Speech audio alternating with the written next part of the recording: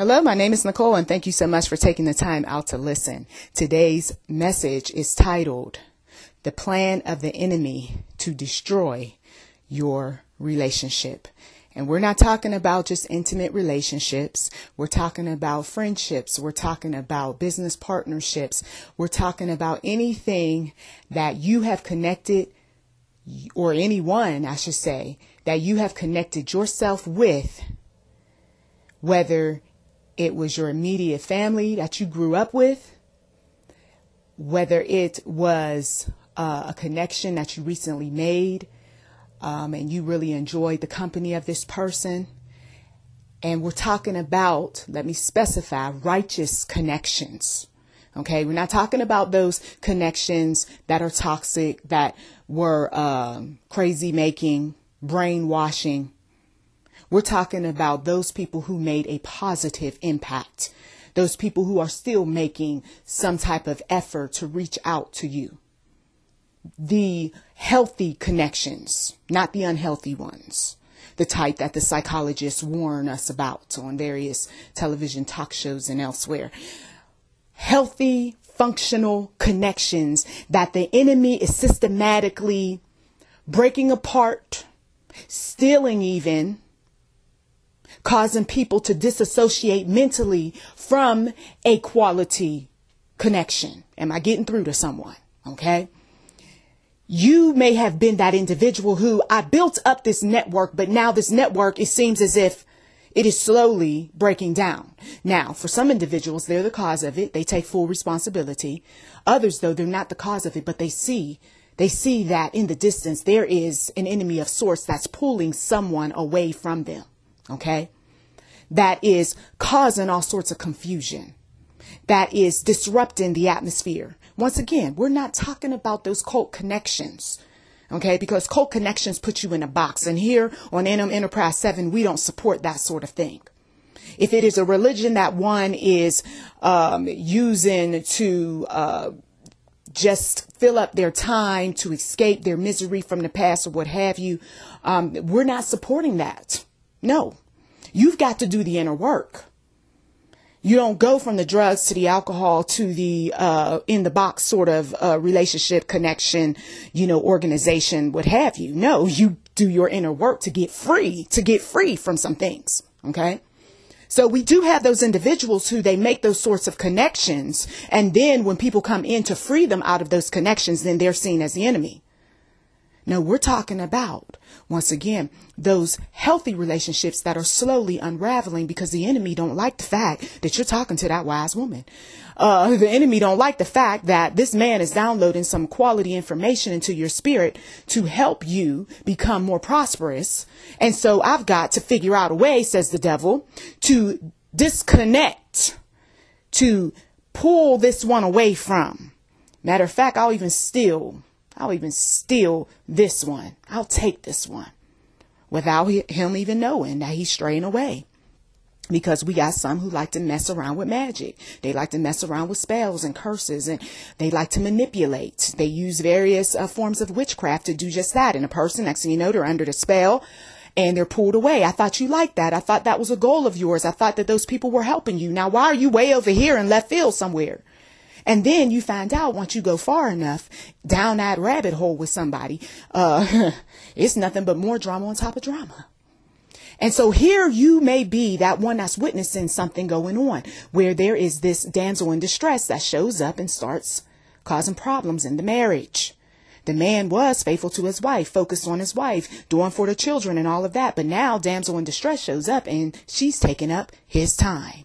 First, it was just coming into the office with a concern. Then it was, can we go out to eat? Then it was, oh, there's this great event in town. Then it was, oh, how about we go over to the hotel? Then from the hotel, let's consider a future relationship because you got to get rid of the wife. And on and on and on. And some of you all, you realize that the grass wasn't greener on the other side, as quiet as it's kept. You're not going to say that that's how it went down, but that's how it went down. Okay? So the enemy, though, he does some other real slick maneuvers, and he's done it for years between parents and children. This is a great example. Father's so busy with job. Father walks by children every single day, hardly speaking to them. He goes off and does his own little thing. He's got his hobbies, his interests. He's not interested in the children unless they have a problem, unless they want him to go somewhere or do something. Then, I've got to check and see if they're going to be an inconvenience to me. This is going to be an inconvenience. So no to that, and no to this, and no to that. 2 years, 5 years, 10, 15, 20 years go by, and Father is still acting that way. The devil just won on your selfishness. Now you want a connection with children that all those years you allowed the enemy to come because you thought that you knew so much. You thought that you had it together. You thought that because you put money in people's hands and because you bought things that everything was going to be okay and all right, and that you didn't have to have an emotional connection to these people. Besides, they, get on my nerves, says the mother. Now we go into that example. So she pushes her children away. Why don't you go over to your grandmother's, go to your aunt's, go somewhere, go down the street with your friend. Just leave me alone. I'm watching my program. I'm talking on the phone. I've got business to take care of. I'm going out of town. I've got company, things to do. I'll see you when I see you. So she distances herself. And she thinks that she can always come back to that relationship. But I need you now, Mom. You're going to have to make a sacrifice. If the child could be able to talk like that, have that sit down conversation. But most children, that's not what they do. They act out. They act out. So Mom, if she's in tune to her children, she's going to make a sacrifice. If she's not in tune to her children, guess what? She going to keep on doing what she does because it makes her feel better. Now, 2 years, 5 years, 10, 20, what have you goes by, and she wants a connection now that her life is slowed down and her children's lives have picked up. You see what I mean? And so because we got these types of individuals who are acting in the way that they're acting, the enemy comes in and says, for instance, to the daughter, I got this great little guy over here that likes you. And he, of course, can use friends and others around her. And he likes you so much. And so now she's captivated by him because he's saying all the things that she wished her daddy would say, like, I love you. You are pretty. You are special. You are going places in life. But he's too busy. And people think that that's okay and all right to behave that way. And it's not. It's not. God wants an emotional connection to us. Okay. And he does that in so many different ways. For example, when one comes to you and tells you, go to the church, visit the church, see what is there, find out what the necessary resources are to help you. Okay. And in all of that, there's this connection with the people and then, of course, with God, because God uses people, places, and things to speak some sense into us. But if I don't want that, I'm going to push it away. I got other things to do. You see? And over again, people make excuses. They say that the demons, they don't exist. Satan doesn't exist. Nobody infiltrated my marriage. Nobody infiltrated my relationship with my children. My children are just bad. Really? Are you sure about that?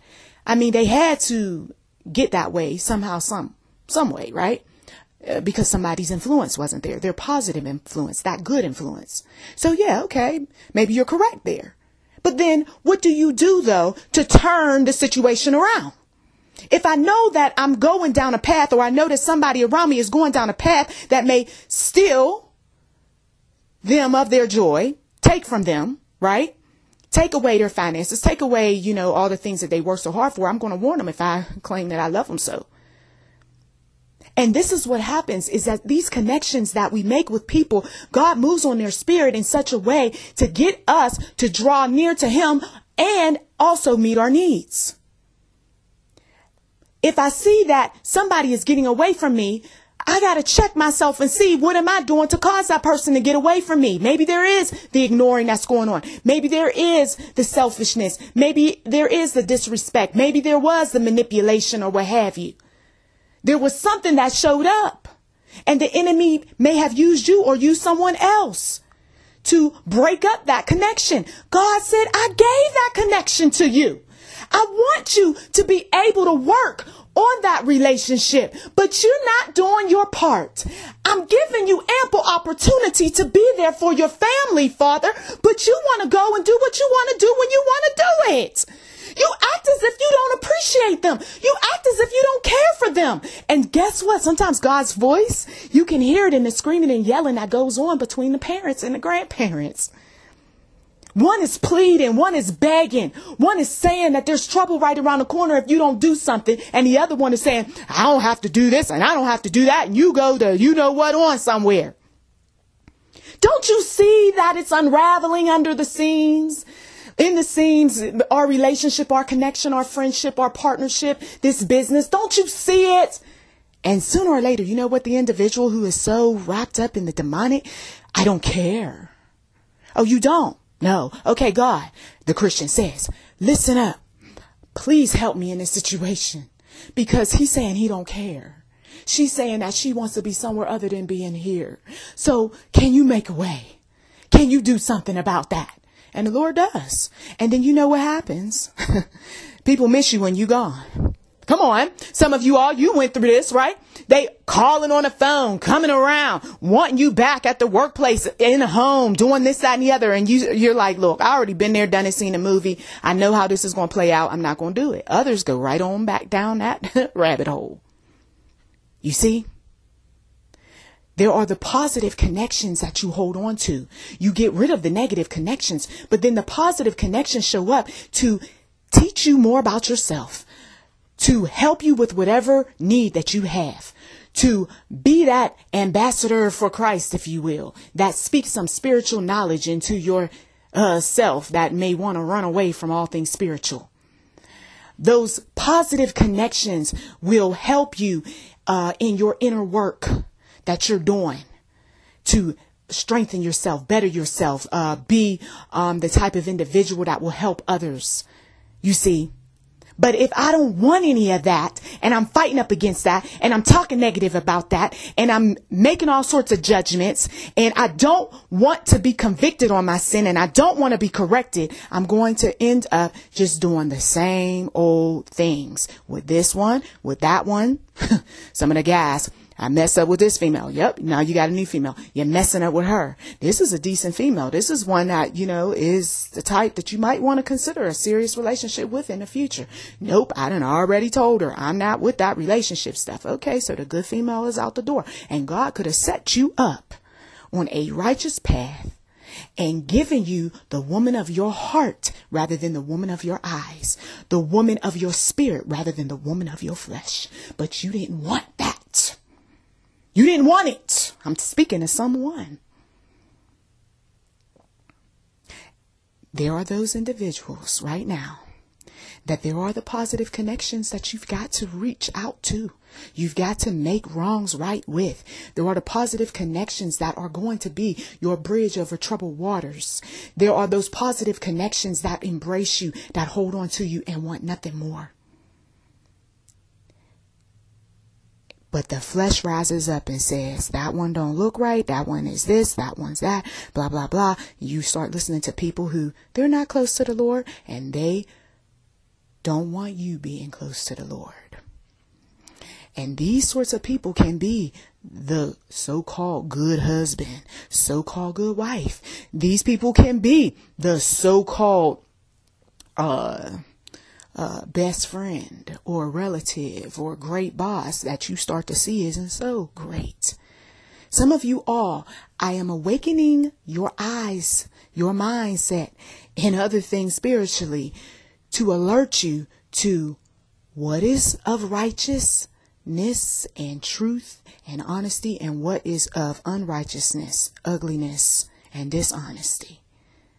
And the sooner you realize it, the better you will be, and God will move you to run where the good is and stay away from the bad. That's the simplicity of this message this day. Be encouraged. And if you are that teacher, preacher, leader, what have you, encourage people to make positive associations, good company. And you can do that simply by asking a question. What is it about this group or what is it about this person that you don't like or that you're running away from? I mean, they're doing this, that, and the other for you. Do you need an example of all of those out there that's not doing what this one is? Something to think about. Blessings to you. Please do check the description box for anything that might be of interest. You've been listening to YouTube in Enterprise 7. Check out other messages related to family, business, spirituality. There are playlists on this channel, and they will be a benefit to help you stay focused on what it is that God wants you to do in your life. Blessings to you.